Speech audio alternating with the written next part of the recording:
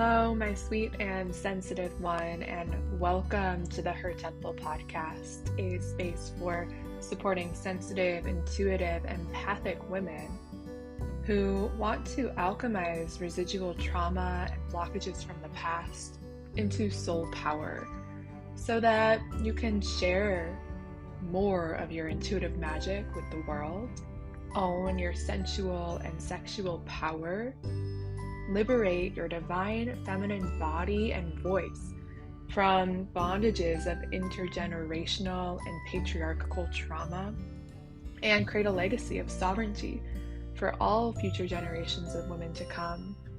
This work is so special, so deep. Thank you for being here. To begin, let's take a nice deep breath together, letting out a sigh. Feeling into the bones of the body, sink into your bones. And let's begin.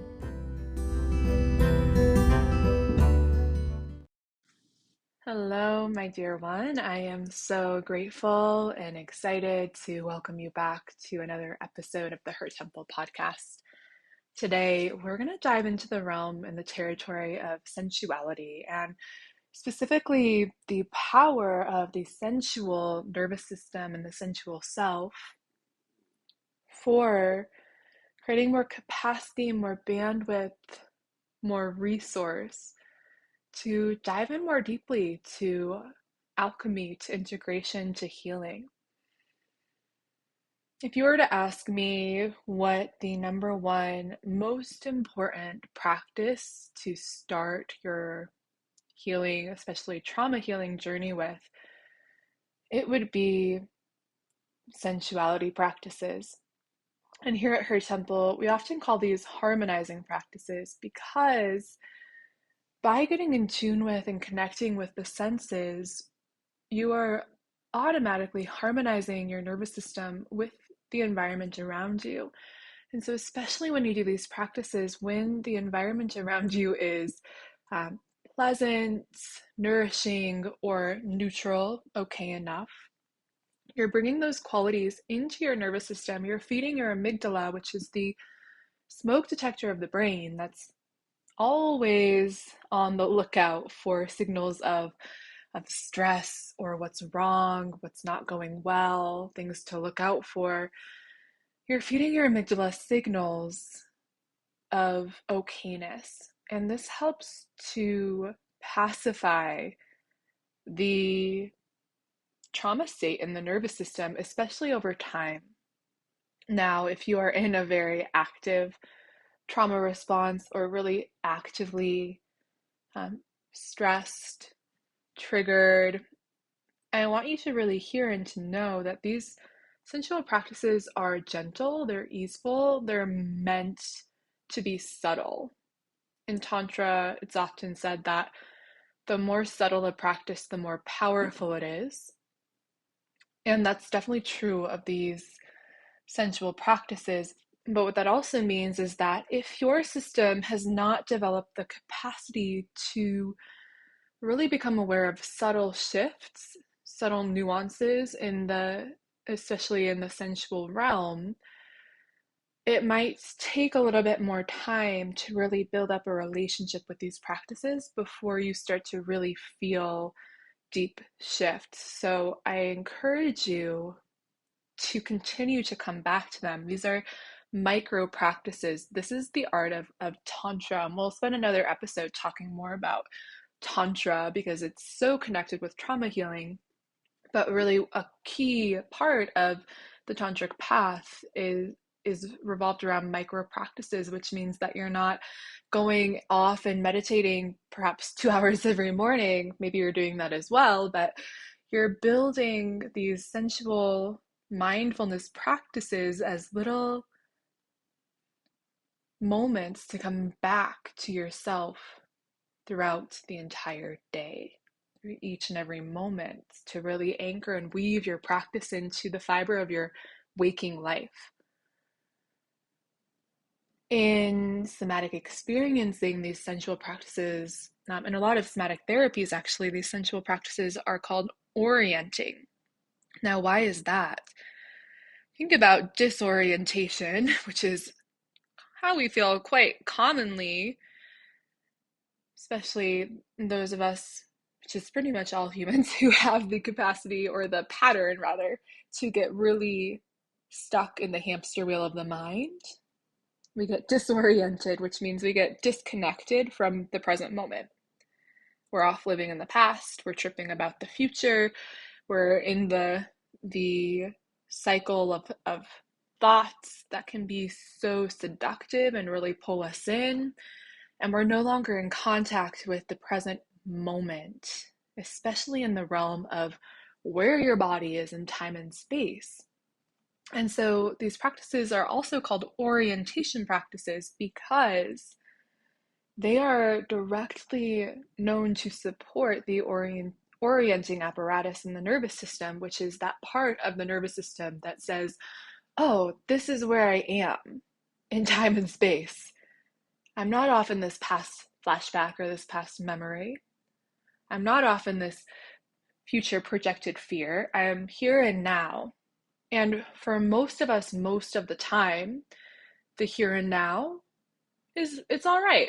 There's no tiger in the room, there's no immediate threat going on. Sure, there might be emotional hardship, there might be struggles, there might be different forms of stress, but for the most part, here and now, this environment, this present moment, I'm okay. There's not really a huge reason for my nervous system to be super, super guarded, right? And if there is a reason for that, then we really need to attend to those survival responses. Those are really important to have in the necessary situations. And they're important to honor and to listen to so that they don't get stuck in our bodies. But when you've reached a point in your healing process where you're ready to start to decalcify some of the past attachments and past wounds stuck in your system, we can only do that by first dropping into presence, because healing can only happen in the present moment. We cannot change the past. We can't access an ability to go back into the past and do healing work. Healing has to happen in the here and now. It can't happen in the future. It has to happen here and now. And so these harmonizing sensuality practices bring you into the present moment, which is when you have capacity to heal, to digest perhaps past experiences that are still a part of your present moment. And so I really cannot emphasize enough the power, the simple power of your sensuality. And we also need to make a distinguishment between the sensual self and the sexual self. Oftentimes in our minds, we kind of pair these together. They kind of become the same thing. And because in human nature we have such blockage and such resistance to our fullest sexual expression, and that's again a topic for another episode, we also tend to cut ourselves off from our sensual nature. There can be a lot of layers here as to why. It can be cultural, it can be conditioning from family systems, it can be the fear of becoming more connected to the present moment. Because for a system that has been highly traumatized or highly stressed out, that in itself can feel terrifying, because in that process of entering the present moment, you're also becoming more intimate with how you feel. What feelings are here? What sensations are here? How are you doing? And so that can be a scary process. That can be an intense process. And when we're connecting with our sensual power,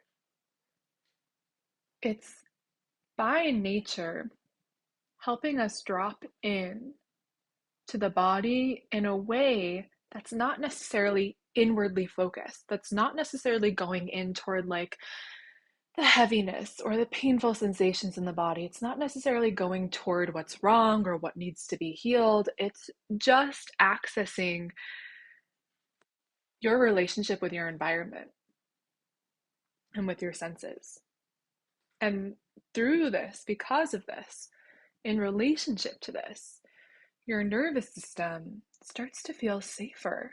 And if you remember from our first episode, that is what we're really, really deeply looking for in order to move into deeper stages in the healing spiral.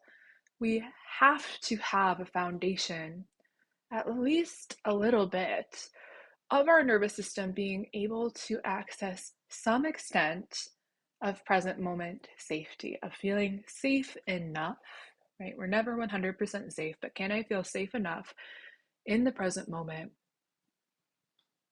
to be present? That's really it, right? Really powerful.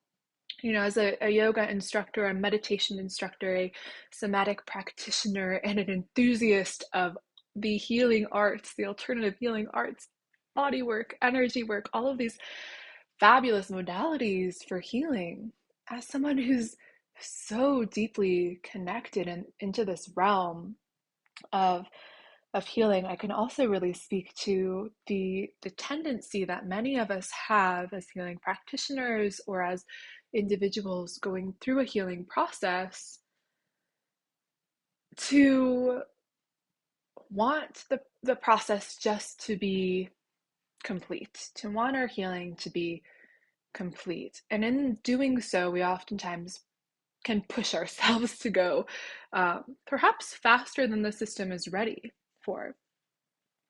And in this pressure, it can actually create more holding patterns internally. I was actually speaking with a body worker earlier this morning, and we were talking about different forms of touch and how for some bodies, if you go into a really intense pressure too quickly, it just creates more trauma and more shock in the body. And I kind of tied this together with, yeah, that's how so many of us are to our emotional selves and our sensual selves, or our healing process is that we go into things and we try to push really, really deeply, and we try to resolve things really quickly.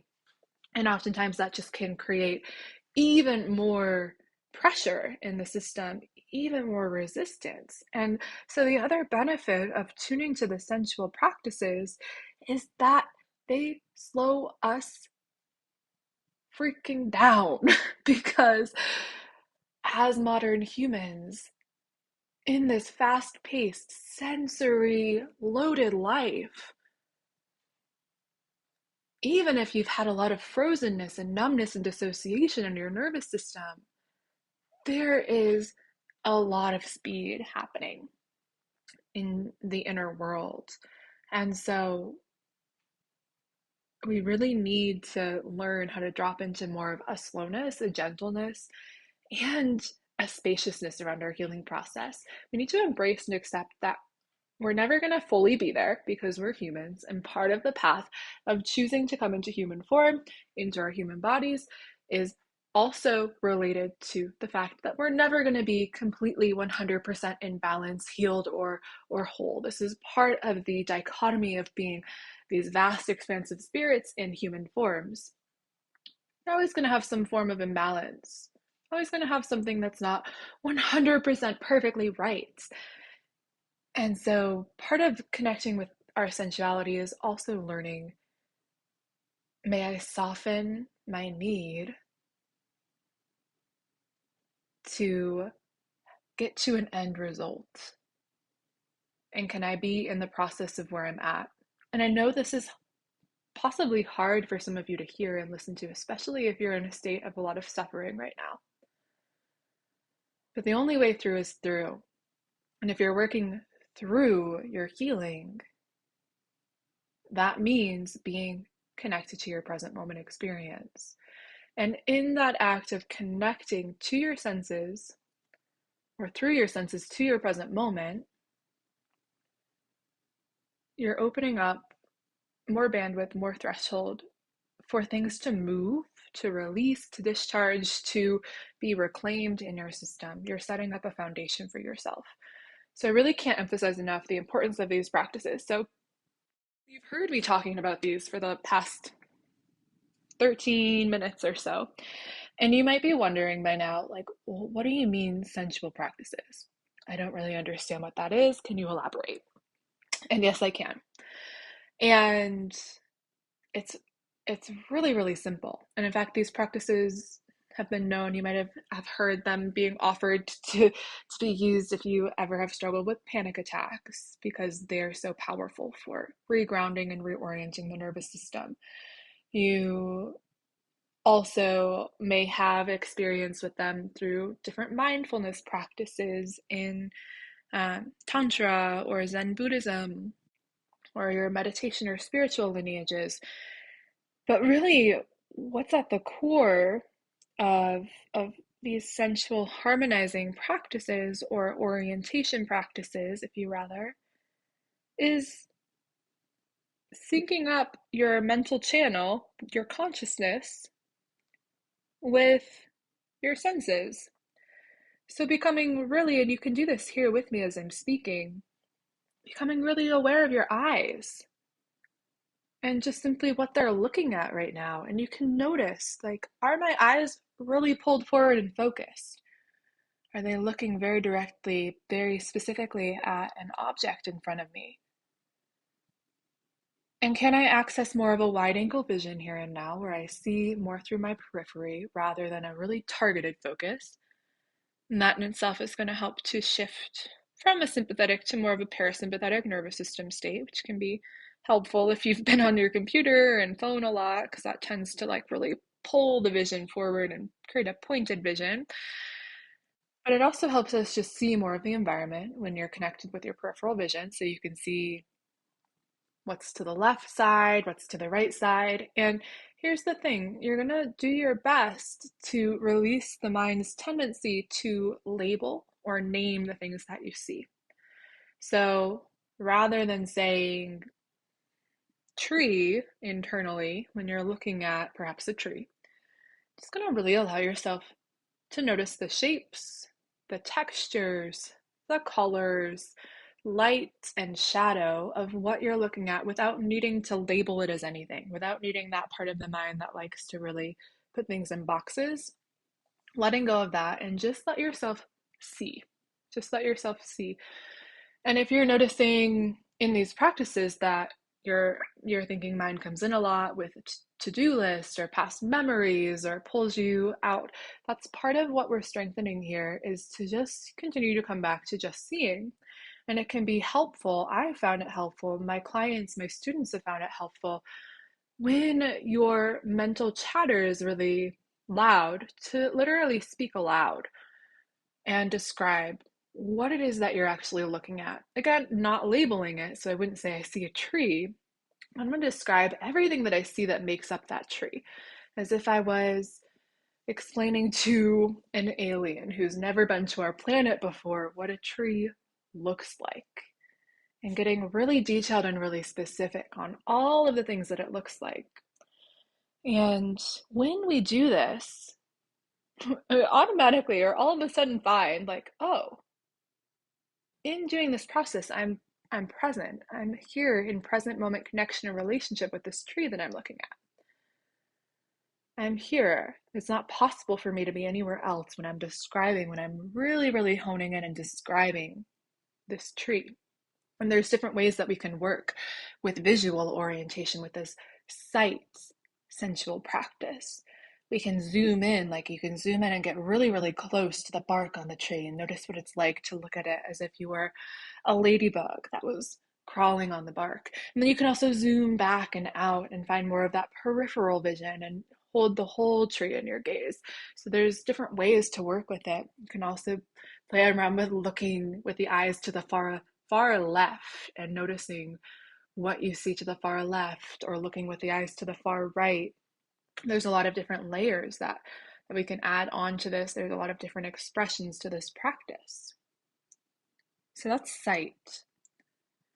You'll also find that your system is attracted to one or two of these senses, perhaps more so than others.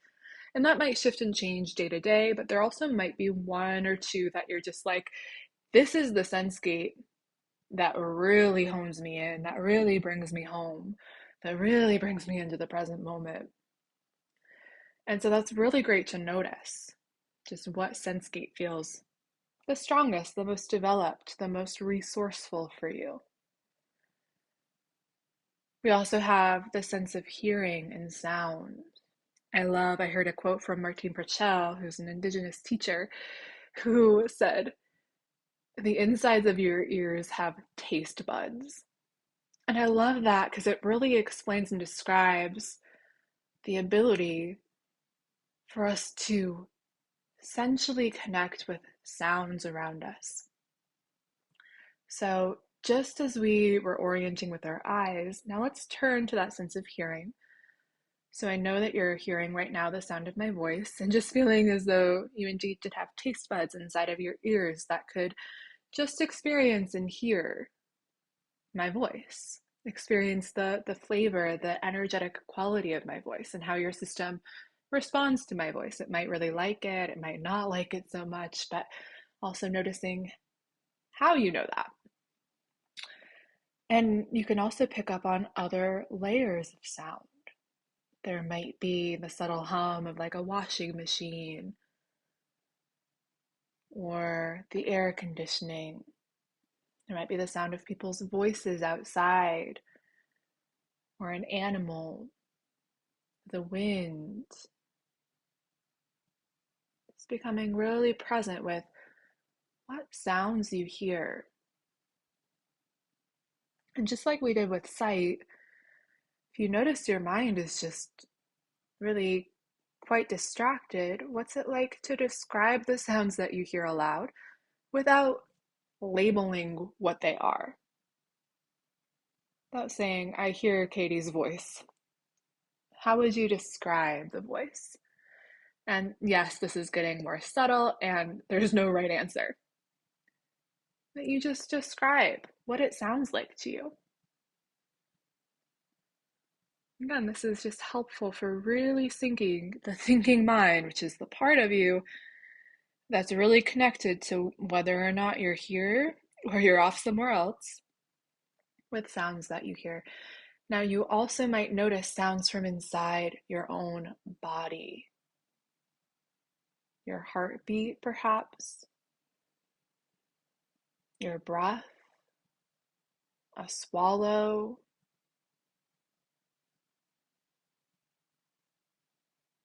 clicking, popping of the joints, a gurgle in the belly. These all are sounds that come from more within you. But just really noticing, can you hear just for the sake of hearing without needing to label what you're hearing? Just let yourself hear. And also just feeling as though you can just receive the sounds that come to you. Your eardrums can relax. They don't need to be efforting, looking, seeking, reaching for sound. If you just let your inner ears soften and receive sounds that come to them, just let that vibration of sound float to the inner ear. And you just stay in connection with this.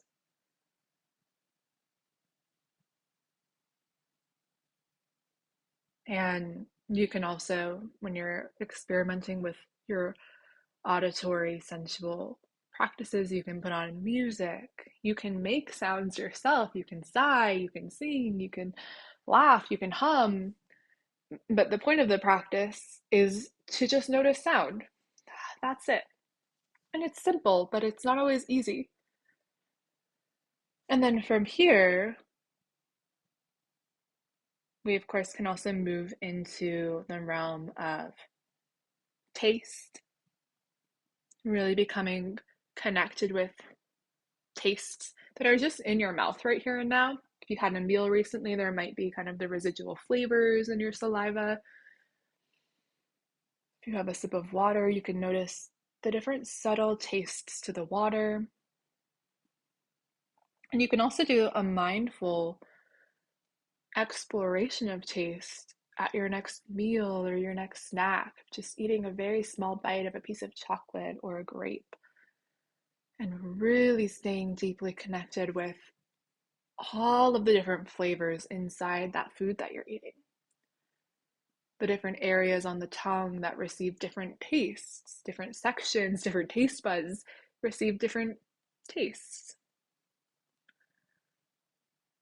And you can just notice how the body responds to things that you taste. You can even, if you don't have any food nearby, you can imagine that, there's the taste of lemon in your mouth, or maple syrup, or an apple, and just notice how saliva literally starts to be created in the mouth when we do this, and how the body literally can respond to even visuals or imagination of taste. Of course, then we have smell, which taste and smell are very, very connected. They're very, very connected, and they're also more subtle. I find that perhaps more people struggle with connecting with taste and smell than the other sense gates. But smell in particular, actually both of these senses are really connected with your lower chakras, which is your sense of grounding, of being in the body. And so they're really some of the most important senses for us to build a deeper relationship with. Of course, your sense of taste is going to be connected more with your sacral chakra, with your sensual and sexual self. So it's a really great one to develop more connection with, especially if you have had any experience of sexual trauma or sexual blockage. And then smell is more of your root. So really connected with a sense of safety. And our smells in the survival brain are deeply, deeply related. And so again, you can just notice, like, are there smells in your environment right now? This is kind of hard for a lot of people to sense into, or we as modern humans can be cut off from more of our instinctual ability to like smell things in our environment in a basic way. But just notice if there's any like smells that are present to you right here and now. And then you can also experiment with actually smelling something. So you can smell the sleeve of your shirt. You can smell some aromatherapy, like an essential oil. You can smell a piece of food. You can play around with, what do different things smell like? And can I just stay open to just pure smelling, no labeling? This is a really important part of the practice, is that we let go of as much as possible that need to label things. And then the final sense gate that I find to be super powerful and also a great gateway for more of the next stage of healing, tuning more into sensations and the inner body, because a lot of these sensual practices are really about your outer environment and harmonizing your system with the outer environment so that your nervous system can feel, okay, I'm here, I'm safe enough. But this sense gate is a great gateway from the outer world toward turning more internal. And I'll explain why. So we've got our sense of touch left. So of course we can have more of this outer touch. You can touch the surface close by. Perhaps it's smooth and slippery, or perhaps there's something rough and hard, like a rock that you can touch. Perhaps there's something really soft and cozy, like a sheepskin rug. Many different things that we can touch in our external environment, and notice the texture, the temperature, the density of these different objects that you're touching. You just notice, and this can be touching through your hands. You might notice the surface if you're sitting, like the texture and the quality of the surface you're sitting on, or standing on, or laying on.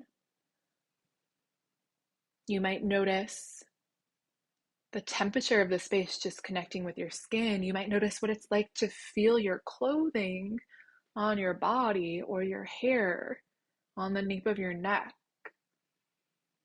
of the temperature of the air that you breathe as it comes in and out, the texture of the air. But you can also experience what it's like to bring a hand to your body and to make contact with yourself, you to you. What does it feel like to experience that dual level of touch? I can feel my hand on my chest and my chest connecting to my hand. You might notice different types of touch and how the body responds to that? Does it like a deep pressure holding in one area? Does it like light strokes or tapping or squeezing, massages? And this is when we start to bring more connection to our own body, because we can also utilize the senses to turn more inward.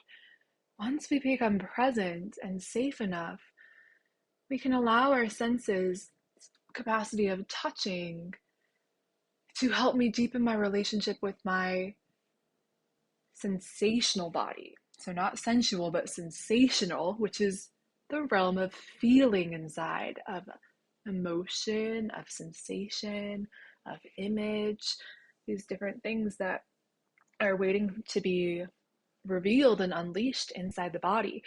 And so you can bring your hands to different areas of the body and touch yourself.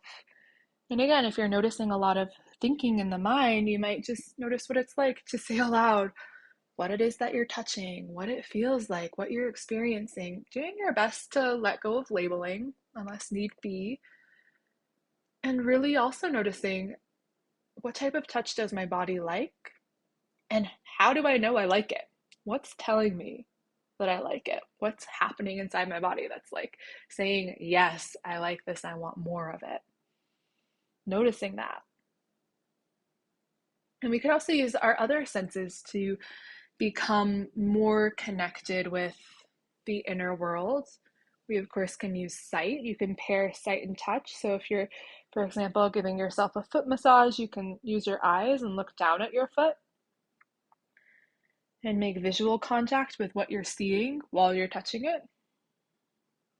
Looking at different areas of the body just on its own to help build up a deeper relationship with your physical form.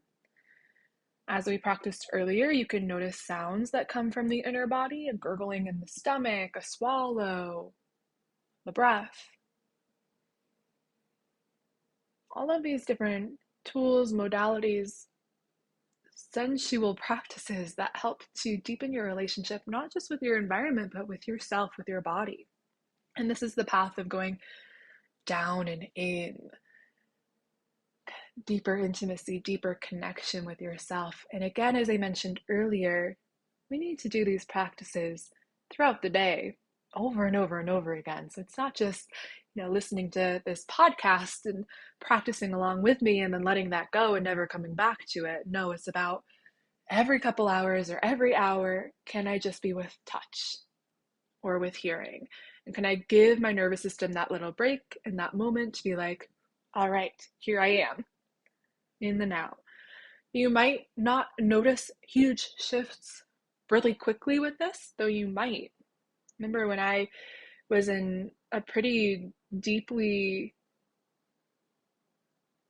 traumatized state, when I was having very severe PTSD symptoms, being reminded to come back to these sensual practices and doing them throughout the day for a couple of weeks. And I was like, oh my gosh, I had this moment where, after months of feeling just horrible, not much relief really available for me at all, not even for like moments. I remember I had a moment where my system just felt neutral. It just felt neutral. It didn't feel like super great, didn't feel horrible. And oh my gosh, that was a relief.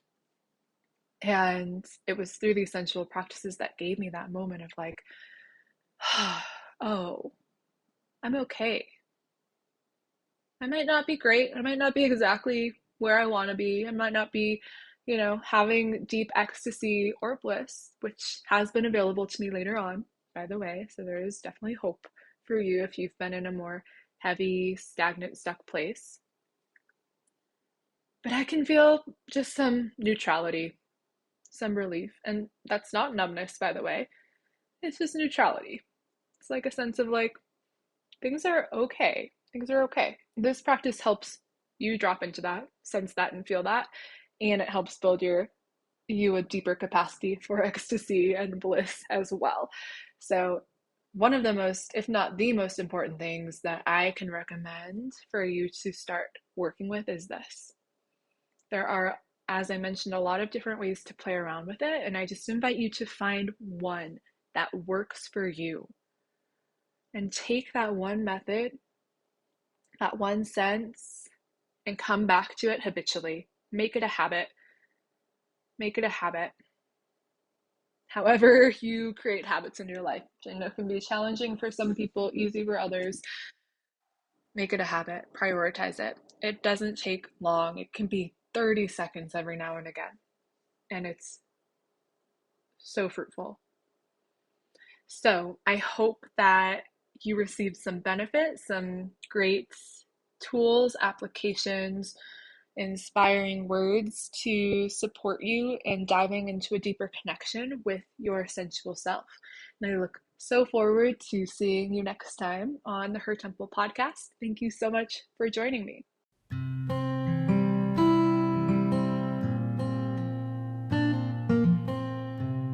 Thank you so much for listening to this episode of the Her Temple podcast. I truly appreciate you.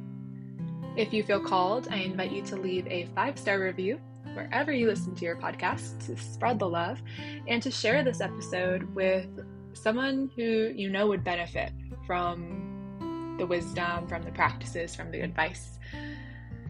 Finally, if you're interested and intrigued in learning more and growing and stepping into Her Temple more fully, I invite you to head over to our website, www.hertemplehealing.com, to explore some of our amazing offerings. You can join our Her Temple network and take online classes and workshops and get connected with our amazing community.